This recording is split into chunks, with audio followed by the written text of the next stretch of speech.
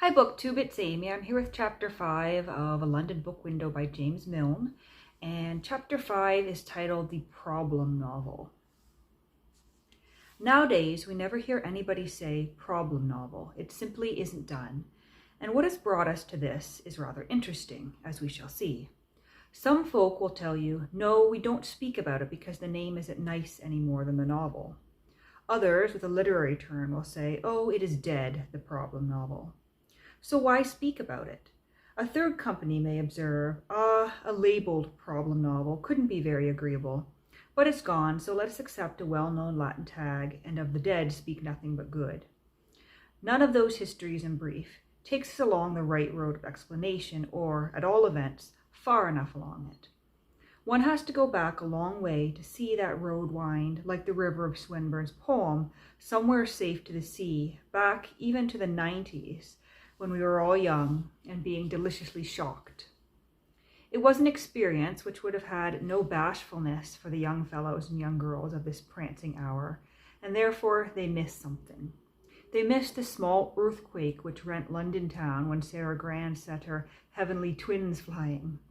They missed the other earthquake of Mrs. Manning's Caffin's Yellow Aster, and they missed Grant Allen's famous Hilltop novel, which scaled a literary Mount Pistache of the period and saw the promised land of women's emancipation lying below. And so we have all sorts of novels being mentioned here, all sorts of works that were evidently quite popular in their day and were evidently known as something called the problem novel. And he's got problem in quotes here. And I'm not sure whether that's, air quotes, it's a problem, or he's referring to it as a title by using that punctuation. But regardless, I'm not sure what he means by problem novel here, but we will read on and find out. What happened was that a slow gathering wave of candor towards the eternal problems of human nature broke on the worn rocks of Victorianism.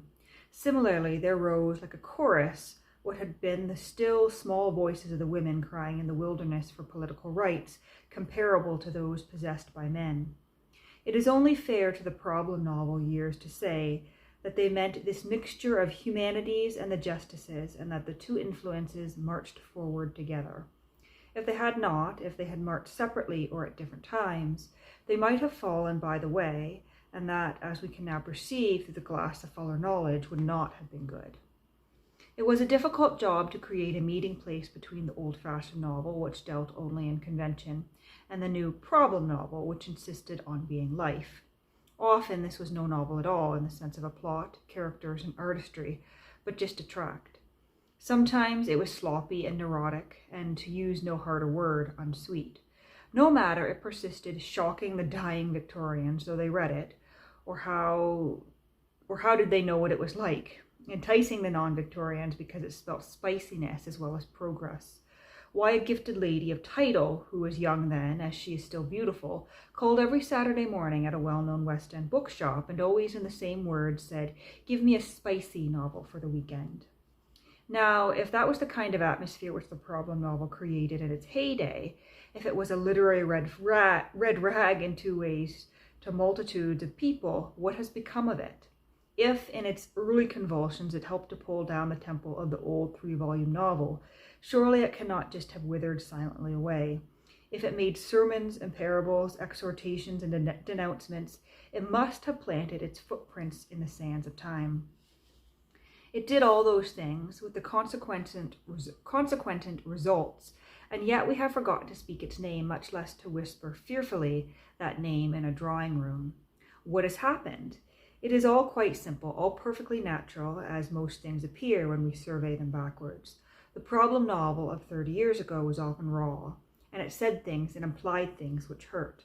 Minds were sensitive, or thought themselves sensitive, to the newer, higher, better, braver school of human knowledge, which was coming along.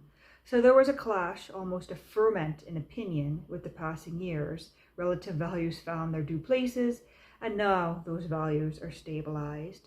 By this it is meant that the quality of novel writing is much finer than it was, speaking of the average story. It is a poor writer now who could not handle the most delicate problems of the heart, the soul, the mind, or the body, and yet be reticently artistic. Our writers and our readers have learned to think aloud and discovered that nature in all her ways is beauty if she is rightly interpreted. It is prying, half-clothed mystery that makes trouble, and with that the current reader is impatient, even angry. So that coarseness in a book makes dead against its sale. The English novel has risen away from the rude problem novel, and the young English generation has bound white wings to its knowledge in everything. Those two movements have, in their coming together, simply crushed out the problem novel as a material thing.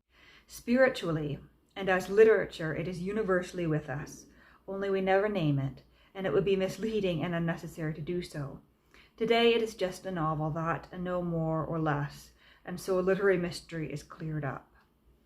And so it would seem here that the problem novel was the name given to a new movement in literature, a new kind of novel. So perhaps moving away from the Victorian style of writing and the way that subject matters were dealt with in Victorian novels into more of the 20th century style, where problems of all sorts were perhaps brought out into the open and dealt with within the book. At least that's my impression here. Perhaps we should do a little Google search here and see what we come up with.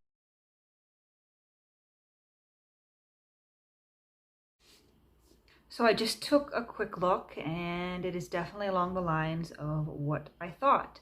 So a problem novel was something that emerged within literature in the late 19th century, and it became popular throughout the 20th century, certainly. And it was a novel that dealt with a social issue or social problem, so something along the lines of gender or race or social class, which I guess was relatively new for that to take such prominence as the main focus of a novel. And you know, in this respect, I think James Milne is right in saying that what was once considered a sort of separate kind of literature, a novel that dealt with a problem of that sort, now that's just become a novel, that's just become literature. We almost expect a work that calls itself literature to deal with a social problem of some sort. So that is chapter 5 of James Milne's book, and I will be back next week with chapter 6, which is titled Considered Literary Trifles.